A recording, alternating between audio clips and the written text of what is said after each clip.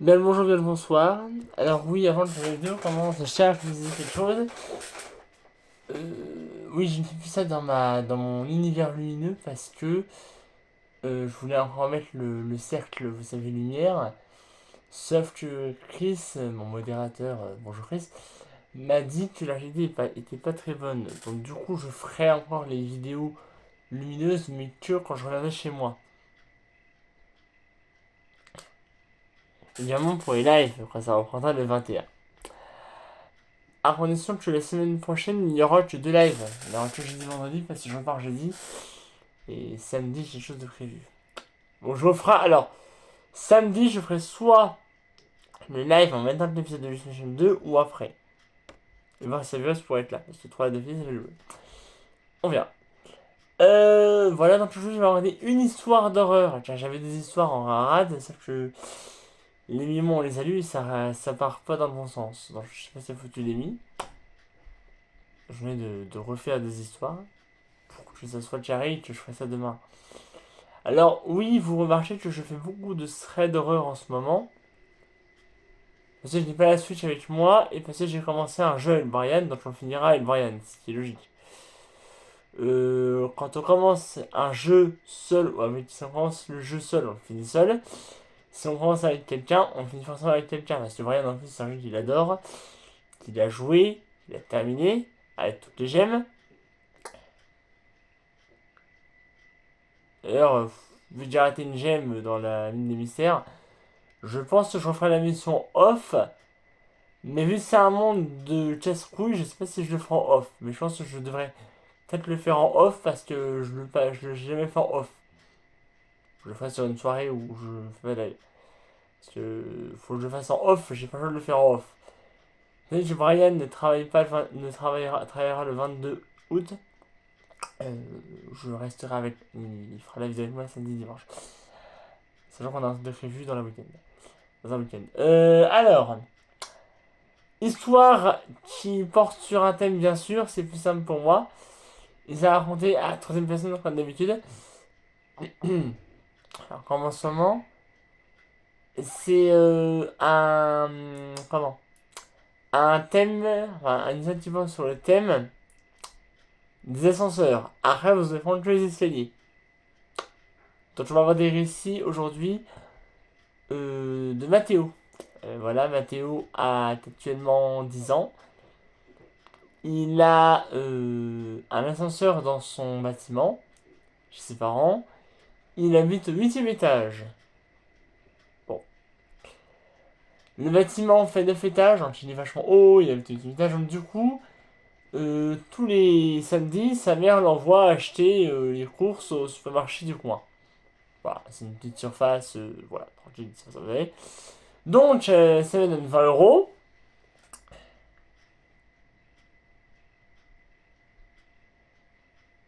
Ça va donner 20 euros, il va acheter les courses nécessaires. Donc le lait, le pain, ça. Tous les samedis. Et donc, du coup, quand il rentre, forcément, il va pas prendre les CDI avec tous ses courses. Donc, à chaque fois, il rentre, il prend l'ascenseur, il monte dans les courses à maman, il range les courses avec sa maman. Voilà. Sauf que, un jour de mois de mai, nous sommes actuellement le 14 mai, c'est le samedi 14 mai, c'est le week-end de l'ascension, et le magasin est ouvert. Donc, du coup, il y va, il fait ses courses et il rentre. Sauf que là, en face de ça, il voit un homme. Mais c'est un homme grand, habillé en costard-cravate. Vous dites, c'est un mec qui rentre du boulot, il a jamais vu, mais il dit voilà. Donc il va voir l'homme, là ça arrive, ils montent tous les deux. Le Mathieu est sur le 8e étage et l'homme il appuie sur le bouton du 9e. Donc il dit le 9e, voilà. Sauf que là, l'ascenseur se bloque au 6e étage. Donc là, Mathéo il se retrouve avec l'homme dans l'ascenseur et franchement, voilà.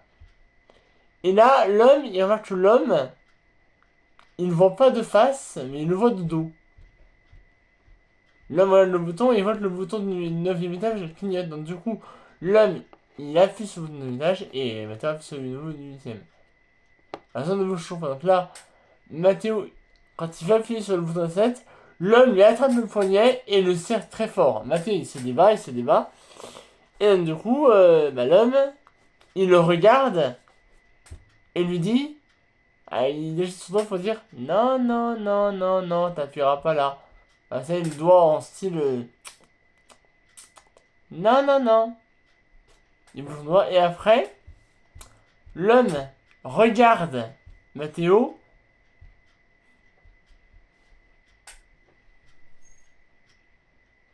Très en colère. Ok.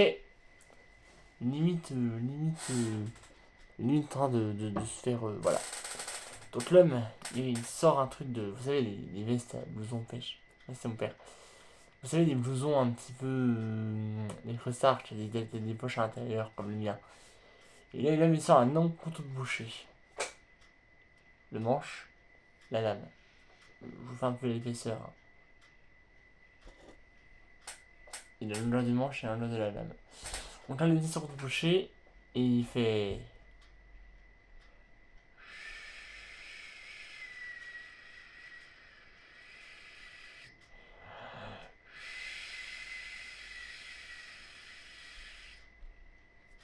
Il fait ça dans le de temps.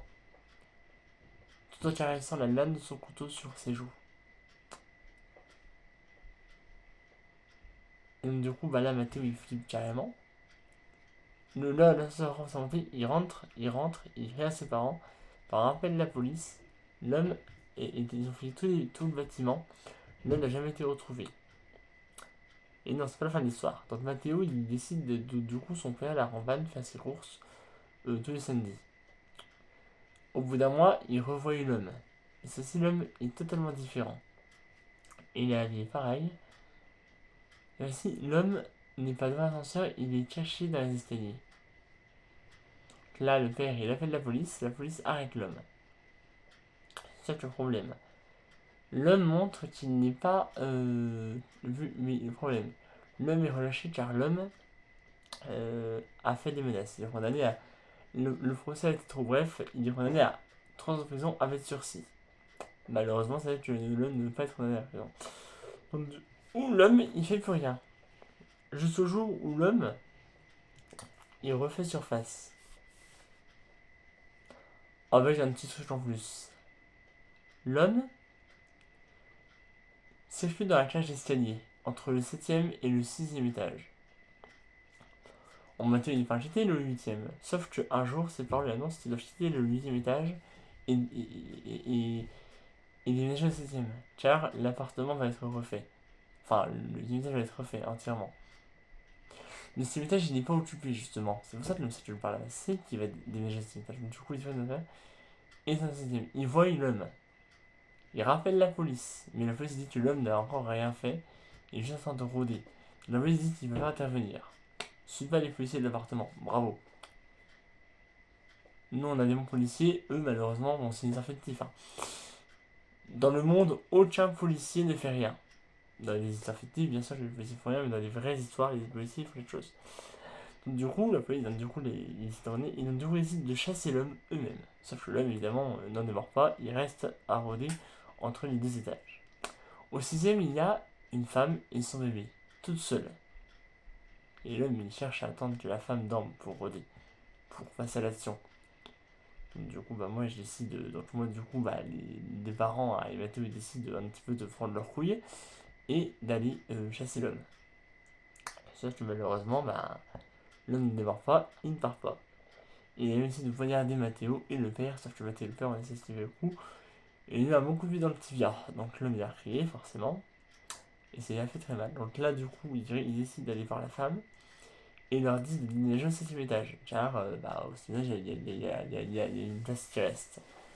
La femme, du coup, décide de les écouter et d'aller au 7ème étage. Comme ça, s'il y a un problème, elle pourra crier et faire tailleur. En face de l'appartement, il y a 4 portes. Hein. En face de l'appartement de Mathéo, il y a un vieux couple. Voilà. Et en face de l'appartement où il y a la jeune femme et son bébé, il y a des jeunes colocataires. Voilà, sans chômage, qui travaillent pour entendre des petits bouts de bénévoles. Voilà. Donc, du coup, voilà. Et donc, du coup, après ça, Mathéo, il décide de faire comprendre à l'homme qu'il n'a rien à foutre à cet endroit-là et qu'il doit partir. Donc là, Mathéo, il décide de prendre ses couilles à 10 ans et de faire le boulot de l'homme. Sauf que l'homme, bah, évidemment, reste à sa position et ne part pas. Donc Mathéo, ça commence à le casser les couilles, qui revient d'intervenir, sauf que bah, forcément, il n'y a aucun succès. Il n'y a rien qui change. Bon, Mathéo, ça commence à le gonfler, il s'énerve sur l'homme et il gueule dessus. Mais l'homme, du coup, décide de poigner Mathéo. Mathéo appelle la police, l'homme est retrouvé avec le couteau dans la main.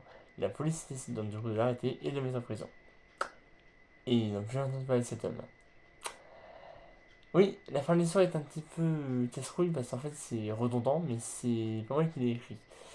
C'est carrément Nathan qui a écrit cette histoire et Nathan il n'avait pas trop d'inspiration. Donc bon, ça peut voir des histoires, mais ça a plus de sens que Lémi parce que ça va sur un thème et après c'est sur un autre thème. Donc Lémi va rectifier ça, il est en train de. Rectifier là. Je vous laisse, porte bien et à bientôt les amis. Bye.